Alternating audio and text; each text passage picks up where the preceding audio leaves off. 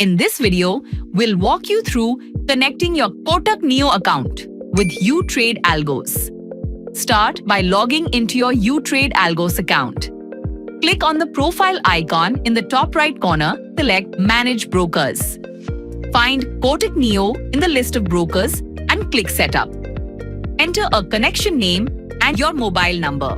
Next, enter your UCC, Unique Client Code. To find it, open your Kotak Neo account, go to the menu, then open Account Details. You'll find your unique client code there. Copy it and paste it into uTrade Algos. Now, for the access token, head over to the Kotak Neo web terminal, click More. Go to the Trade API section. You'll find the default app there. Open it. Now, return to the uTrade Algos page. In the Algos Space section, select your static IP, copy it, and then click Confirm. After that, paste it into the app. Finally, copy the access token from the app and paste it into uTrade Algos.